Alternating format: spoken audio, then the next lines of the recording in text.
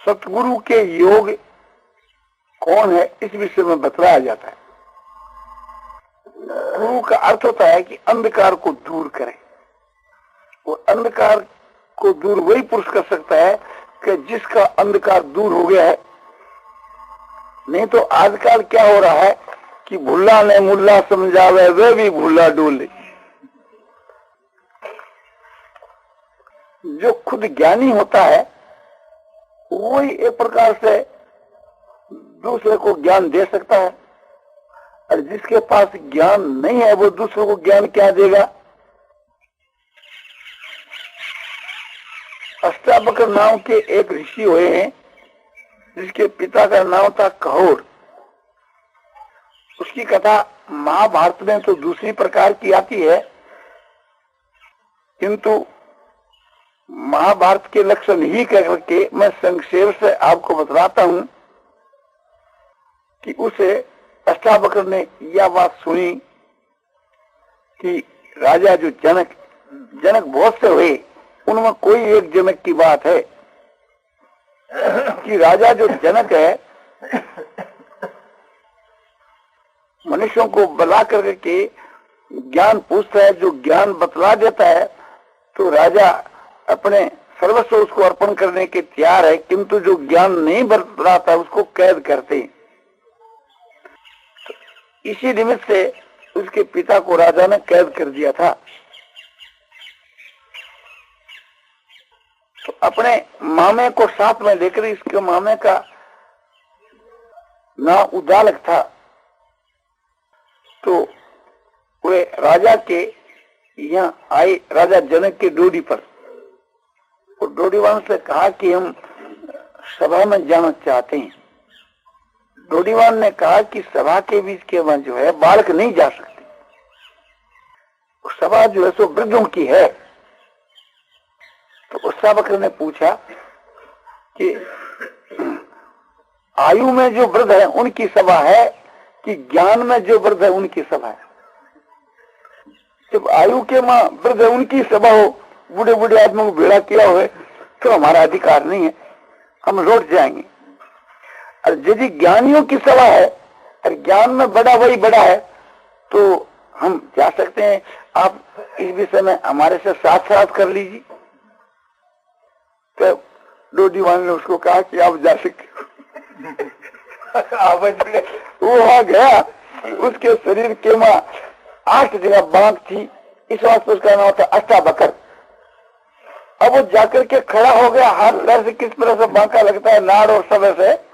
तो ये देख करके सभा के सब लोग हंसे, एक अजब आदमी को देख करके के सब कोई हंसे और वो भी हंसा।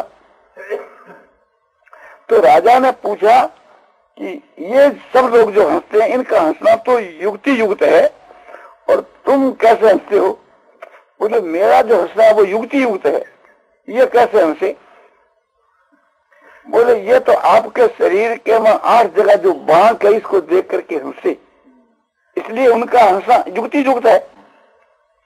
बोले मैं इस जगह के बीच के वहां ये समझ कर आया कि पंडितों की ज्ञानियों की सभा चलो, किंतु यहाँ मैं आकर देखता हूँ कि चमारों की सभा हो रही है। तो मैं इनसे जो ज्ञानी होते हैं वे तो ज्ञान की परीक्षा करते हैं, चमार होते हैं वो हड्डी की और चमड़े की परीक्षा करते हैं। तो बांका तो मेरा चमड़ा है कि मेरी हड्डी है। तो इन्होंने चमड़े हड्डी की परीक्षा करी, इसलिए मैं समझा सब चमार। और मेरे गुणों की परीक्षा करते, मेरे ज्ञान की परीक्षा करके मुझको जब हंसते तो एक प्रकार से उनका हंसना उचित है, इसलिए मेरा जो हंसना है वो तो उचित है और इनका जो हंसना है वो गैर उचित है। राजा दंग हो गया।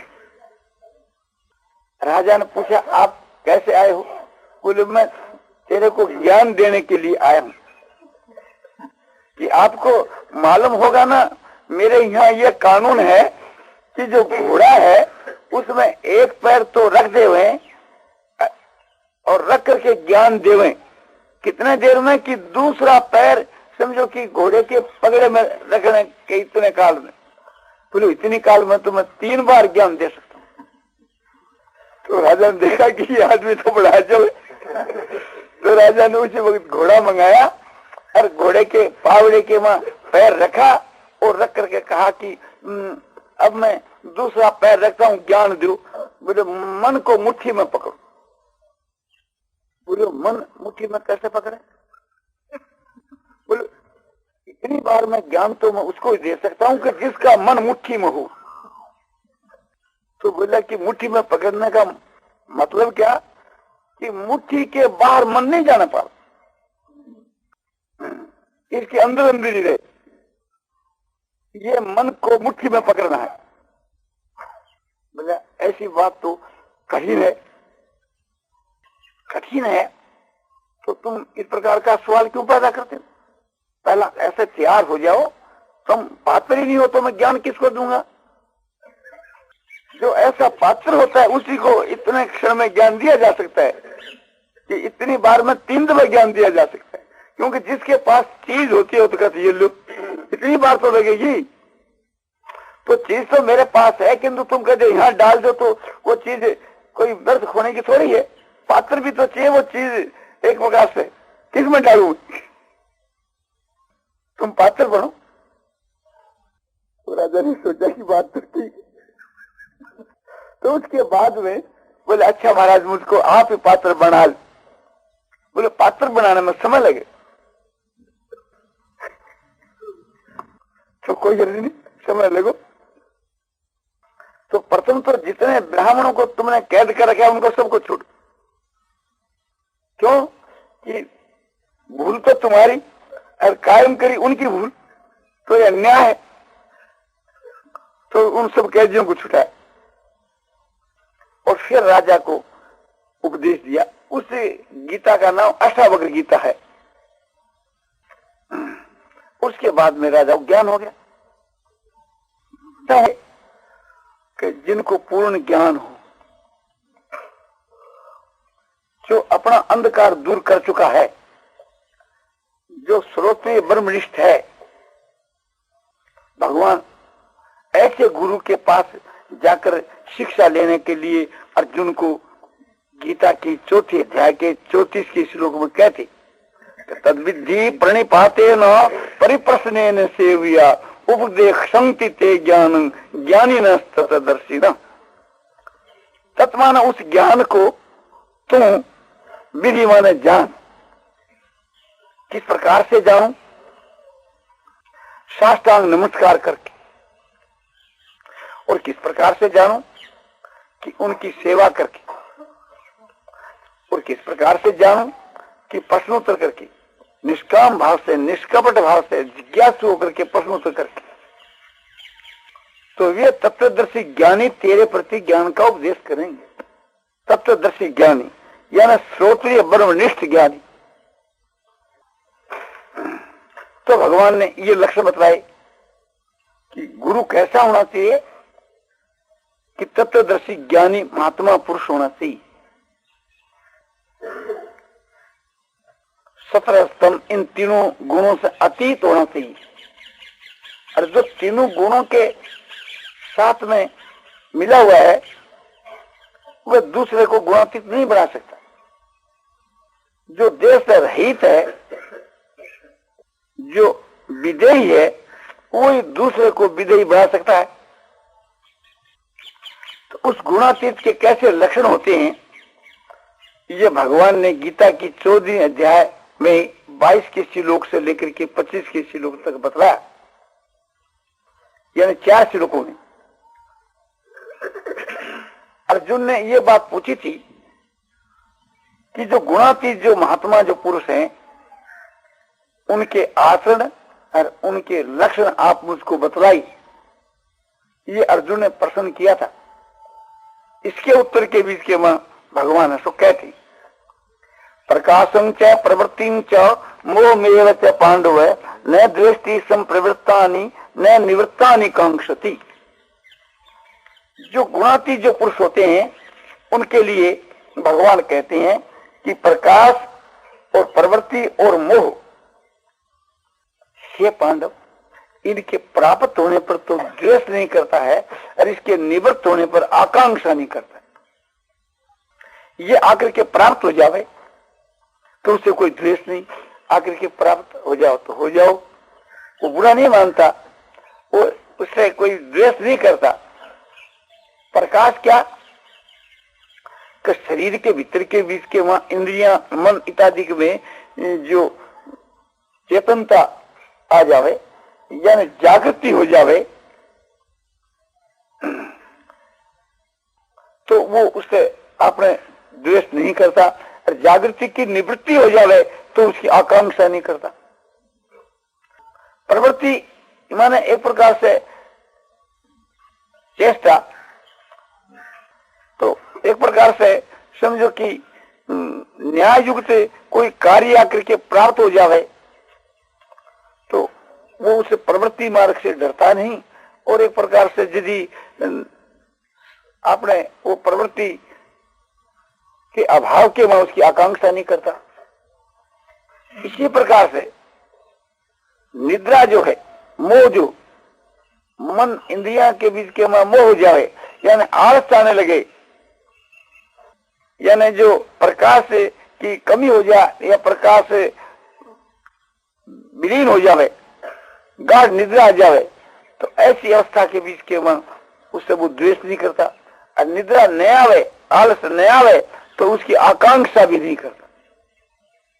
न तो वहां कोई ग्रहण है, न कोई वहां त्याग है, न वहां कोई राग है, न वहां कोई द्वेष है। ये गुण जो है एक प्रकार से अपने आप में बरत रहे।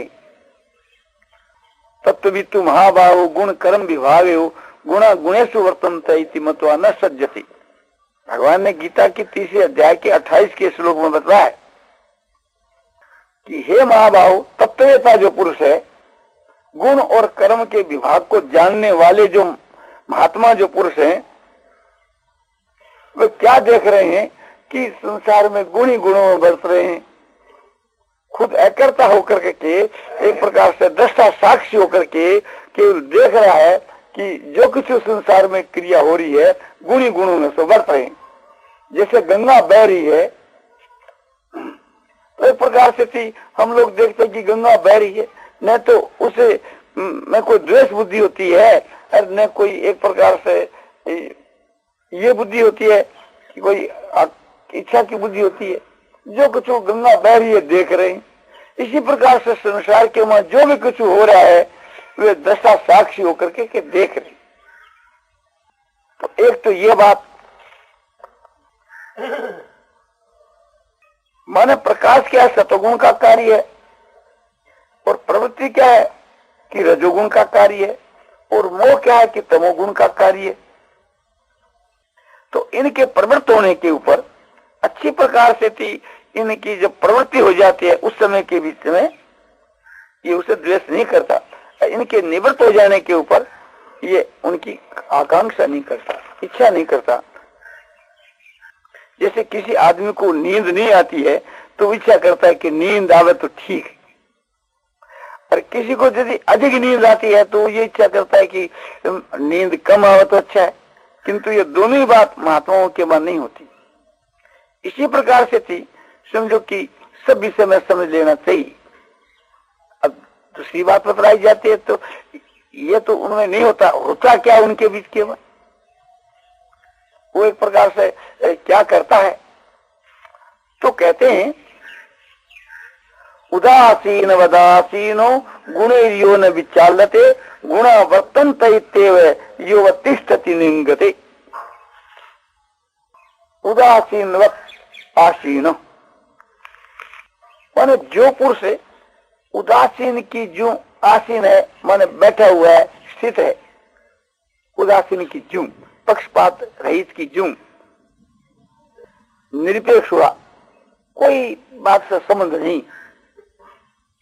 और क्या देखता है कि गुण ही अपने आप में बढ़ रही। जैसे कि मैंने 3 अध्याय के 28 का श्लोक बतला कर आपको बतलाया। और गुणेर्यो न विचालते कि गुणों के द्वारा वह किसी भी प्रकार से विचलित नहीं किया जा सकता। गुणों की यह सामर्थ्य नहीं है कि उसको चलायमान कर दी, क्योंकि ये ज्वाल है एक प्रकार से, इसमें अंतःकरण ही नहीं है, तो उसको कोई कैसे विचलित कर सकता है? जैसे कोई मुर्दा है तो उसको कोई कैसे विचलित कर सकता है? तो उसका जो शरीर है वो मुर्दे के तुल्य है, अंतःकरण होते हुए भी। इस वास्ते उसकी अवस्था जीवन मुक्त अवस्था। मरने के बाद जो मुक्त अवस्था नहीं, जीता हुआ ही वो मुक्त है। तो उदाहरण दिया जाता है कि जैसे कोई मुर्दा है और उसे को कोई विचलित नहीं कर सकता, क्योंकि उसमें कोई धर्म ही नहीं, किसको विचलित कौन करे, कैसे करे। इसी प्रकार से थी जो जीवन मुक्त महात्मा जो पुरुष है, उस शरीर का कोई मालिक होकर उस शरीर में नहीं रहता, इसलिए किसको कौन विचलित करे। तो ये बतलाया जाता है कि गुणों की सामर्थ्य नहीं, 17 स्तंभ 3 गुणों की सामर्थ्य नहीं, ये आकर के प्राप्त तो है तो वो विचलित नहीं होता। ये निवृत्त हो जाए तो उनमें कोई आकांक्षा नहीं करता। तो गुणों के द्वारा वे चलायमान नहीं होता। तो गुणा एवं वर्तन्ते, गुणी गुणों में सो बढ़ते हैं, गुणी गुणों में बढ़ते हैं, कि जैसे आपको बतलाई दिया। तो इतिमान इस प्रकार से थी, समझ करके जो उस परमात्मा में स्थित है, यानी वो परमात्मा में अचल वो स्थिर रहता है, उस सतचित आनंद घन परमात्मा में सदा अचल स्थित रहता है, और वह खुद भी उस स्थिति से कभी विचलित नहीं होता। उसके शरीर को काटो, कोई जलाओ, चाहे जो कुछ करो, वो उससे कभी विचलित नहीं होता। जैसे गुरु नाम पे विचार लेते, बड़े भारी दुखों की प्राप्ति होने पर भी परमात्मा में स्थिति वाला पुरुष जो है सो चलायमान नहीं होता, और न उसको गुण चलायमान कर सकते। तो इसमें दोनों बात दिखलाई कि गुण उसको चलायमान कर नहीं सकते, और वो खुद भी एक प्रकार से चलायमान नहीं होता। अमुक आदमी ऐसा एक यति पुरुष है कि उसको स्त्रियां विचलित नहीं कर सकती, और स्त्रियों को देख करके वो खुद भी विचलित नहीं होता। तो खुद भी चलायमान नहीं होता और दूसरे भी उसको विचलित नहीं कर सकते, जो गुणातीत पुरुष है। और उसके वहां समता रहती है, अटल समता रहती है। उसके मन में, बुद्धि में, सब जगह के वहां सम भाव शुभ विराजमान रहता है। ये उसकी प्रधान परीक्षा है कि उसके वहां विषमता का दोष नहीं आ सकता। विषमता के दोष को आजकल जैसे रूस वाले मानते हैं, वो विषमता नहीं, गीता की विषमता। विद्या बिना संपन्ने ब्राह्मणे गवि हस्तिनी सुनीते सपाके च पंडिता समदर्शिनो। गीता की 5वें अध्याय का ये 18 का श्लोक है। इसका ये भाव है कि विद्या बिना संपन्न ब्राह्मण में, गऊ में, कुत्ते में, हाथी में, चंडाल में, इन सब में ज्ञानी महात्मा समदर्शी होते हैं। समदर्शी न कि समवर्ती। यथायोग जो व्यवहार है वे करते हुए समदर्शी रहते हैं। जैसे भगवान श्री राम सबके साथ के बीच के वहां यथायोग व्यवहार करते हुए समदर्शी हैं। जिसके लायक जो जैसा उसके साथ में वैसा ही व्यवहार करते हैं। अमित रूप प्रगटे क्षण माही और यथा योग मिल सब ही गुणसाई। भगवान सामर्थ्यवान थे, उन्होंने अपरिमित मन अनेक रूप धारण कर लिए और सबसे एक साथ मिले यथा योग, जिसके लायक जो जैसा था। तो विद्या बिना संपन्न ब्राह्मणी गवि हस्तिनी सुनीचे सोपाके से पंडिता समदर्शी ने। विद्या बिना करके संपन्न जो ब्राह्मण, उसमें हाथी में, कुत्ते में, चंडाल में, इन सब में जिनका समभाव है। विद्या बिना संपन्न जो ब्राह्मण है वो तो सात्विक है, और गऊ जो है वो सतगुण रजोगुण दोनों मिले हुए उसमें। कि जाति से पशु होने से तो राजसी है, और पशुओं में सबसे श्रेष्ठ होने से सात्विक है। हस्ती नहीं, हाथी जो है वो समझो कि राजसी है, राजाओं के सवारी के योग है, उसमें पशु होने के नाते उसमें तमोगुण भी है, तो रजोगुण प्रधान है, तमोगुण भी इसके वहां है। और कुत्ता जो चंडाल है ये एक प्रकार से तमोगुण है।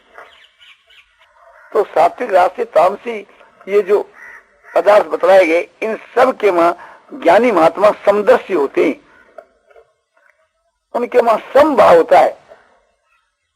किस प्रकार से थी कि जैसे अपनी आत्मा में होता है, अपने शरीर में सबका होता है। आत्मा में न सर्वत्र समंग पश्यति अर्जुन सुखम आदिवा दुखम सहयोगी परमो मता। भगवान ने गीता की 6 अध्याय के 32 के श्लोक में बताया, हे अर्जुन, आत्मा की उपमा की माफक जो पुरुष अपने सब में समभाव से देखता है, आत्मोपमेन सर्वत्र समंग पश्यति, आत्मा की उपमा की माफक जो सबके वहां समभाव से देखता है, सुख मादिवा दुख, और सुख दुख में भी समझो कि समभाव से देखता है। भगवान कहते हैं मेरे मत में वह परम योगी है, उच्च कोटि का योगी है। तो आप आत्मा में संभाव कैसे देखना कि ये जो हमारा शरीर है इसमें कहीं समझो कि खील गड़ोई जा तो दुख होता है, सूची जो है सुई उसको कहीं चबोया जा तो दुख होता है।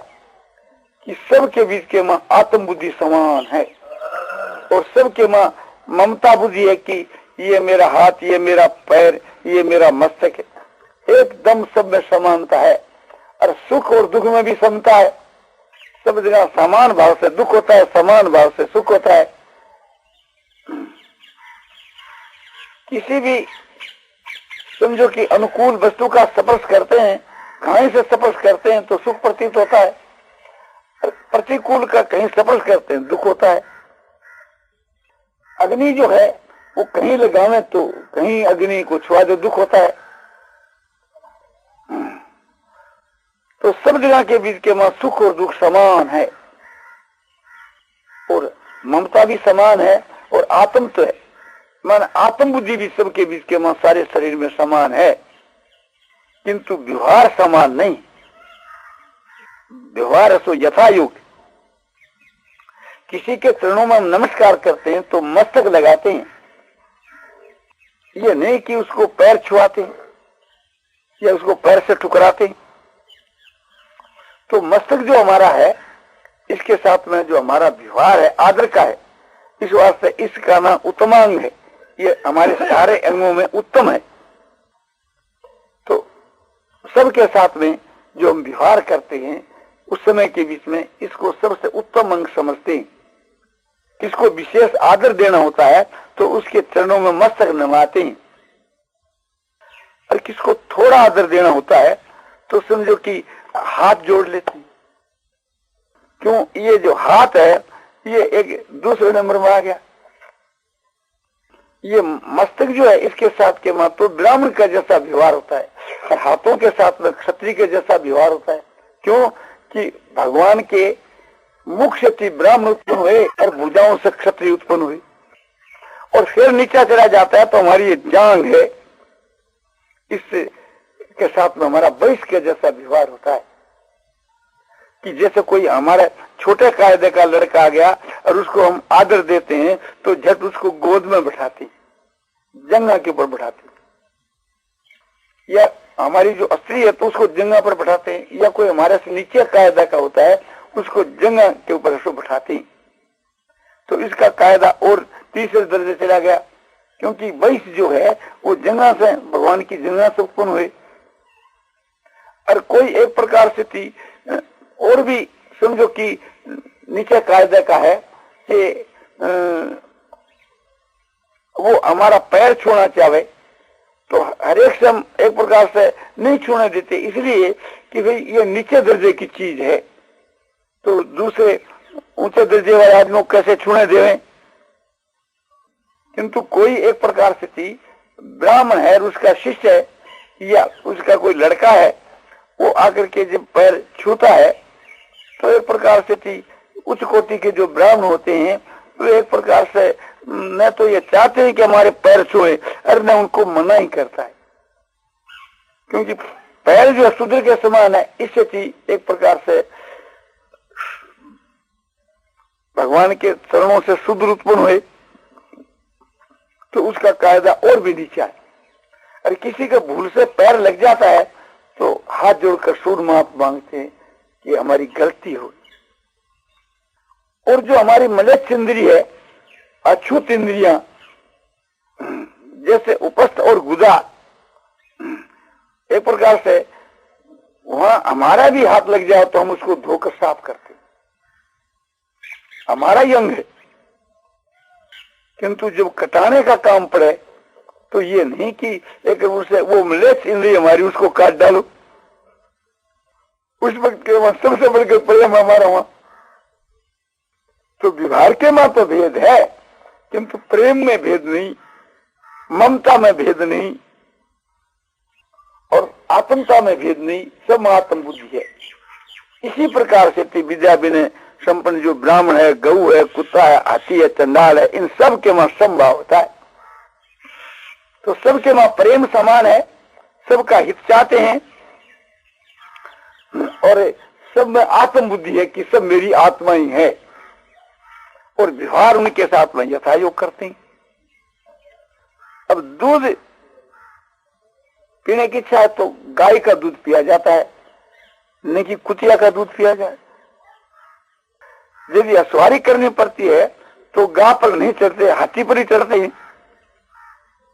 जब कोई उत्तम दर्जे का घर के बीच में समझो कि कर्म कराया जाए, अनुष्ठान कराया जाए, होम कराया जाए एक प्रकार से, तो फिर ब्राह्मण को ही बुलाकर कराते हैं, ये नहीं कि चंडाल को बुलाकर करा लो। और पायखाना साफ कराने का काम पड़ता है तो उसे मंत्र को कहते हैं, ये नहीं कि महाराज एक ही ब्राह्मण ने कहते हैं आप हमारा पायखाना साफ कर दो, तो यथायोगी व्यवहार किया जाता है। और हम एक प्रकार से थी उनके साथ में किसी भी विषय में समान प्रकार का व्यवहार नहीं कर सकती। समझो थोड़ी बार के लिए कि जब हम गा को एक प्रकार से